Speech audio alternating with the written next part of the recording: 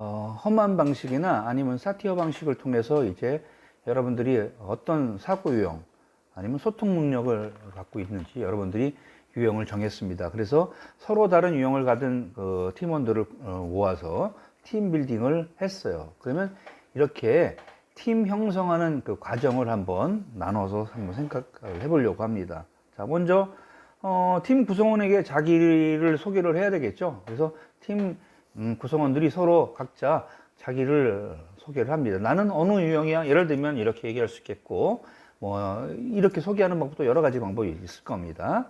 그리고 이제 팀명을 정해야 하는데 이때 팀명도 브레인스토밍을 통해서 정하기로 합시다. 그래서 될 수 있으면 팀의 이름은 기억하기 쉽고 그 다음에 재밌고 전문성이 느껴지는 이런 이름이면 더 좋겠죠. 자, 그 다음에 우리가 팀 구성한 목적이 뭐지? 라는 것을 서로 회의, 토론을 해서 우리 팀의 구성 목적은 이거다 라는 것을 서로 인식시키는 겁니다. 그래서 공유하고요.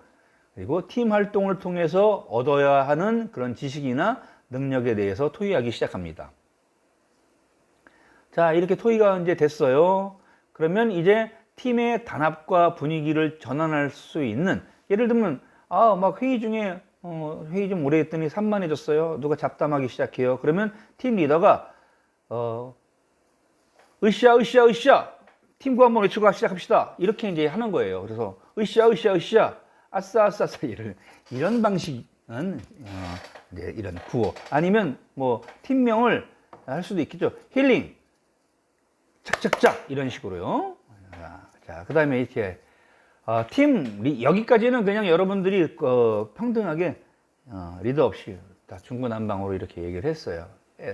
자, 이제는 팀 리더를 결정할 시기입니다. 이 팀 리더는 될 수 있으면 모든 팀원들이 한 번씩 팀 리더가 될 수 있도록 해야 하는데요. 이제 주차별로 팀 빌딩을 바꿀 거기 때문에 그렇기 때문에 그때 팀 리더도 바뀔 수 있도록 이렇게 해서 팀을 당분간은 해보겠습니다. 근데 절대 팀 리더가 돼서는 안 되는 사람이 있어요. 절대 팀 리더를 못하는 사람이 있어요.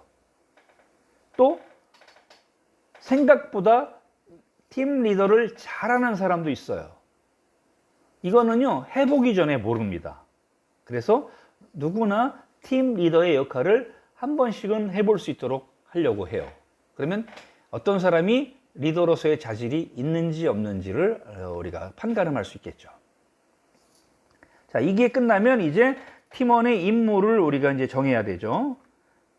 팀원의 임무를 각각 정합니다. 그러면 이럴 때는 팀장이 팀의 리더가 일괄적으로 지정해서 임무를 주는 방식, 탑다운 방식, 요즘 사회나 일반적으로 요즘 추세에 맞지 않아요.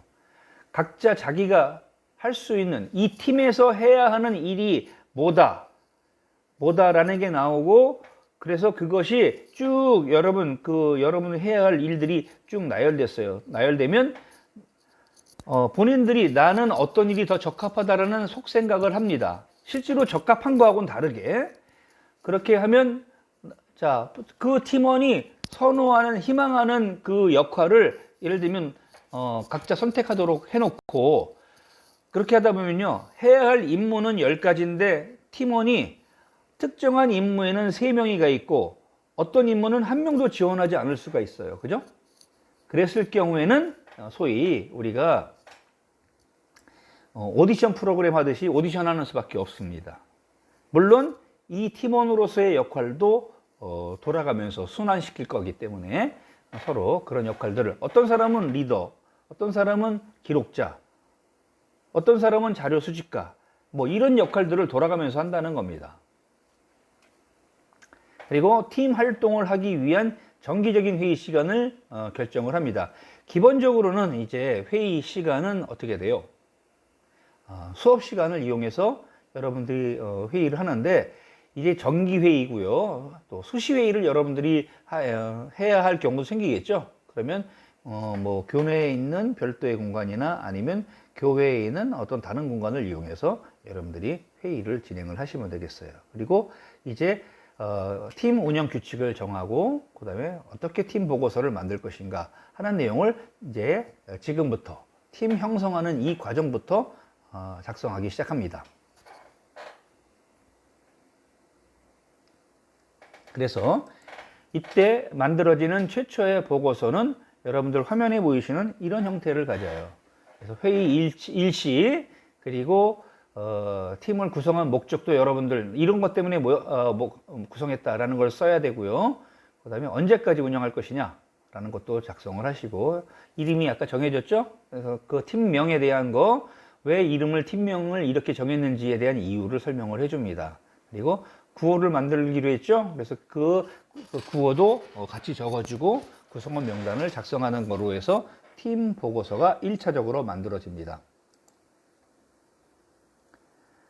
자, 팀 회의를 할 때 여러분들, 회의 어떻게 하는지 잘 몰라요. 아니면 한지 오래돼서 잊어버렸어요. 자, 모든 회의는 일반적으로 정해진 순서, 절차가 있죠. 있는데, 팀 구성의 어떤 목적이 있잖아요. 그죠? 이 목적을 달성하기 위해, 이 목표를 달성하기 위해서는 우리 팀이 끈끈하게, 강하게 뭉쳐야 한다. 그래서 팀워크를 가장 극대화시키려면, 그러면 어떻게 해야 되냐면, 팀 구성원의 마음을 상처 주는 일을 하지 않아야 돼요. 그래서 기본적인 예의를 지켜주는 것이 아주 좋습니다. 이렇게 기본 예의를 지킬 수 있는 그것을 우리가 인성이라고 이런 말을 씁니다. 그래서 많은 기업에서 사람을 채용할 때 그냥 착한 사람보다는 인성이 바른 사람을 원해요. 그래서 이 인성이라는 것은 올바른 사고와 또 그 사고, 생각하는 거에 맞춰서 몸이 움직여주는, 행동하는 그런 사람을 말합니다. 머릿속에서는 올바른 얘기를 하고 입으로는 그거를 잘 뽑아내면서 행동하는 것은 다르다 하면 인성이 나쁜 사람으로 이렇게 취급받게 되죠. 또는 이율 배반적이라고 하죠. 자, 팀 회의 가이드라인이에요. 대부분 여러분 특별한 규칙 없을 때는 이것들을 정해서 이 중에 발췌해서 써도 됩니다. 그래서 일단 회의는 정해진 시간에 시작을 해서 1시간 회의를 하기로 했다면 1시간 안에 회의를 종료하는 것이 좋습니다. 그리고 이 시간과 장소는 우리가 일정을 조절하거나 하지 않도록 한번 정해놓으면 될 수 있으면 변경 없이 그대로 유지하는 게 좋습니다. 그리고 회의하기 전에는 안건, 회의하는 주제, 그리고 어떤 결과를 얻을 것인지에 대한 것을 사전에 정해놓고 가는 것이 좋아요. 그리고 이제 나머지는 반드시 해야 되는 건 아니지만 이왕이면 즐겁게 서로, 우리 한국 사람들은 특히 이제 이런 게 있어요. 빈정을 상하거나 감정 상해가지고 고성이 오고 가는 경우가 많아요. 그러면 회의가 좋게 끝나지 않습니다. 회의를 하는 목적이 달성되기 어려워요. 그리고 한 사람이 오랜 시간 동안 얘기하지 못하도록 이 진행자가 통제할 수 있어야 돼요. 그래서 누구나 한 사람씩 다 돌아가면서 이렇게 의견을 표현할 수 있도록 해줘야 합니다. 자, 그래서 이 소위 진행자, 사회자가 굉장한 어떤 형평성과 그리고 회의 맺고 끄지는 그런 결단성 같은 것을 보여줄 필요가 있겠죠. 그리고 발언권을 얻은 사람이 의견을 발표할 때는 그 회의 주제에 맞는 적합한 내용을 가지고 이렇게 의견을 제시해야지, 다른 얘기를 하면 이 논의가 산으로 올라가 버려서 되지 않아요. 그리고 회의에 집중하기 위해서 휴대폰을 필요한 경우가 아니면 꺼내놓지 않고 진동이나 무음으로 놓고 이렇게 다른 사람의 의견을 집중해서 들을 수 있는 자세를 가지고 있어줘야 합니다. 내 의견을 표현하는 것 중요하죠. 그리고 다른 사람이 잘 들어주길 바라는 마음이 있는 것처럼 다른 사람도 자기의 의견을 잘 다른 사람이 들어주길 원하기 때문에 그런 마음, 이심전심, 역지사지, 이런 자세로 이렇게 내가 존중받으려면 다른 사람을 존중하는 자세가 필요합니다. 회의를 마무리할 때는 반드시 오늘 회의에서 얻어진 결론을 요약해서 이 진행자가, 리더가, 팀 리더가 간단하게 발표를 해줘야 돼요. 리더가 발표하지 않을 경우에는 리더가 기록자에게 대신 요약 정리를 발표하도록 이렇게 시킬 수도 있습니다. 자, 회의에서 결정된 임무가 나올 수 있죠. 그 임무, 그리고 임무를 수행하는 데 기간, 이런 것들도 회의록에 다 작성이 돼요. 그러면 그런 것들을 다시 한번 공유하고, 그 다음에 이제 사실 꼭 뭐 어떤 장소에 모여서 하기가 어려운 경우에는, 그러면 회의의 원활한 진행을 위해서 우리가 이제 소위 SNS를 이용해서도 회의를 하실 수도 있겠죠. 이렇게 이제 영상 회의도 가능하니까요. 이렇게 해서 팀 운영을 하시면 되겠습니다. 팀 회의를 운영을 하시면 되겠습니다. 자, 그 다음에는 효율적인 팀 운영을 위해서 이제 일정 관리를 잘 해야 되는데, 이 일정 관리를 하는데 아주 효과적인 그런 도구가 있죠. 그게 바로 간트 차트입니다. 프로젝트 일정 관리를 위해서 막대 그래프를 이용하는 방식이에요. 1919년, 벌써 100년 전에 헨리 간트라는 사람이 개발한 방식인데 지금도 많이 사용되고 있습니다. 이 간트 차트를 작성하는 방법을 이제 설명을 드리려고 해요.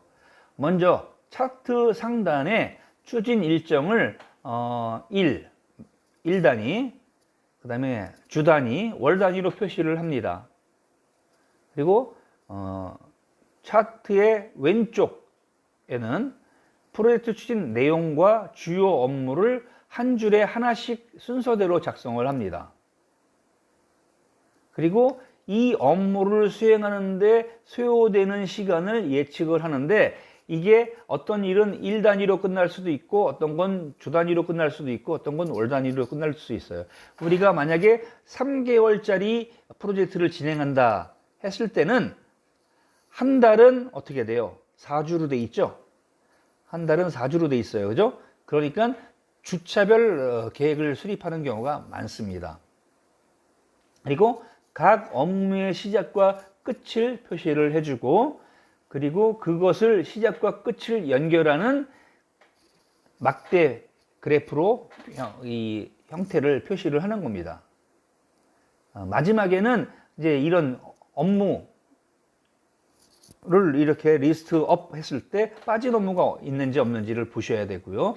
이 시간 계획이 예를 들면 빡빡한지 느슨한지를 또 검토를 하셔야 돼요.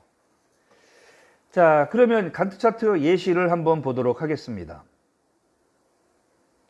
자, 우리 엑셀로 이런 표를 그릴 수 있죠, 여러분들? 그래서 창의적인 공학 설계를 하는 팀, 이 프로젝트를 수행하기 위해서 엑셀로 작성한 간트 차트가 되겠습니다.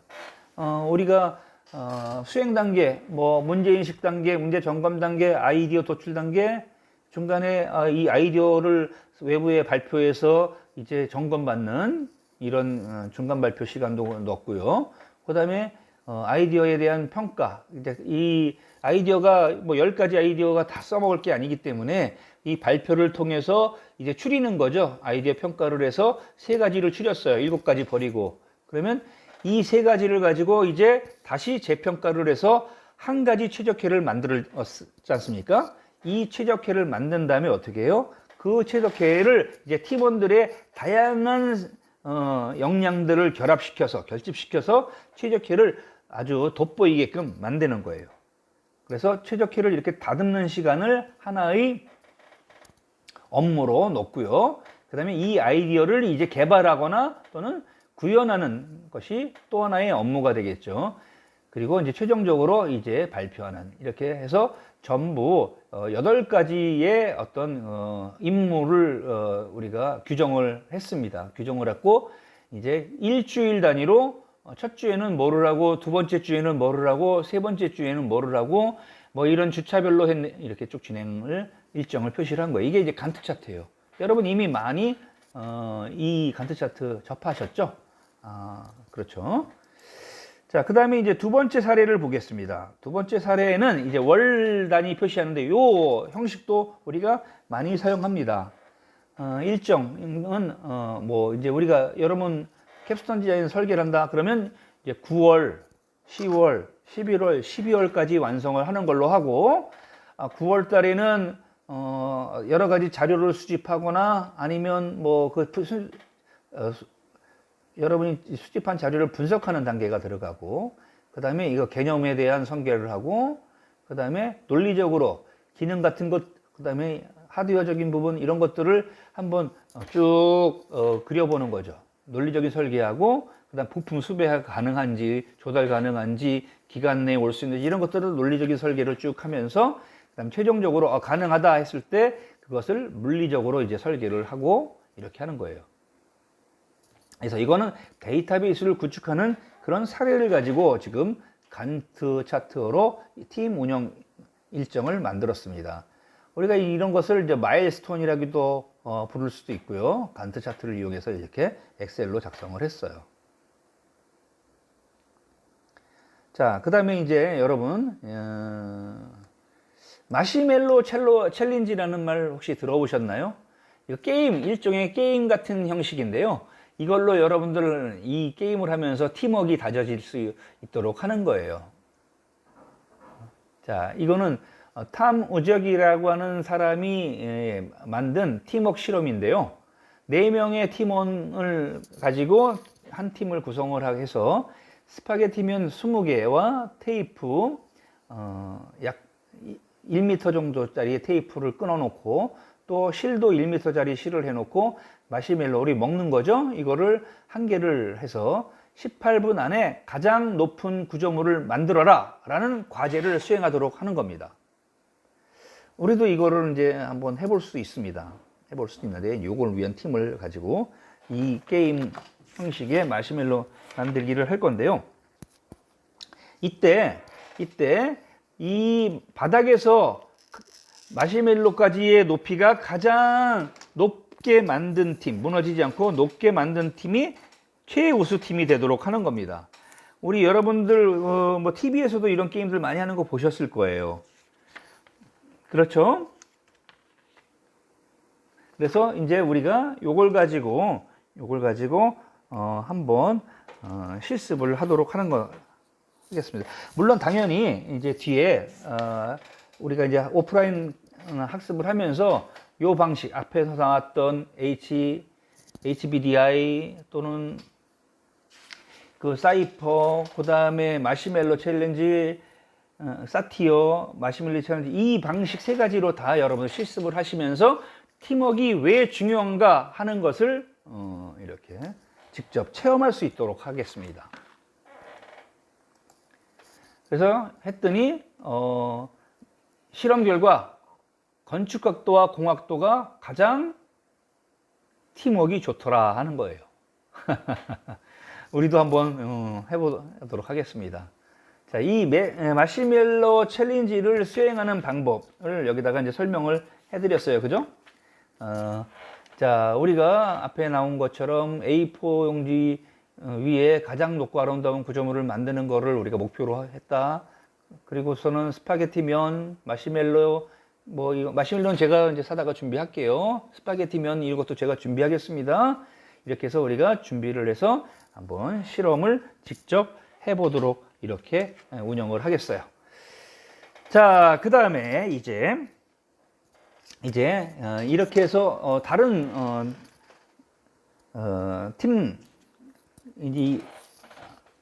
팀들이 앞에서 다른 사람들이 이렇게 마시멜로 또 스파게티 면을 이용해서 이 구조물을 세운 예를 이렇게 나타냈습니다. 자, 일단 여기까지 하고요. 다음에 학습하셔야 할 내용, 여러분들과 같이 공부할 내용은 이제 수양 방법 여기 예시를 보여드리는 거고요. 그 다음에 다른 팀에서 만든 구조물 스케치 완성. 뭐 막 무조건 그냥 즉흥적으로 스파게티 면부터 세워가지고 이렇게 다 쌓아 올린다 하는 것은 그렇게 만들었던 팀도 있는데 무식한 방법이죠. 사전에 어떤 방식으로 했을 때 가장 높은 견고하고 높은 그런 탑을 만들 수 있을 건가? 스케치하는 과정이 없으면 굉장히 위험할 수 있어요. 스케치가 필요하겠죠. 사전 준비입니다, 그게. 자, 이런 방식에 대해서 여러분들 학습을 하셨고요. 이제 잠시 쉬었다가 이 마인드맵 아주 각광받고 여러분을 알아두면 정말 도움이 되는 이 마인드맵을 활용하는 방식을 같이 학습하도록 하겠습니다. 자, 잠깐 쉬었다 가겠습니다.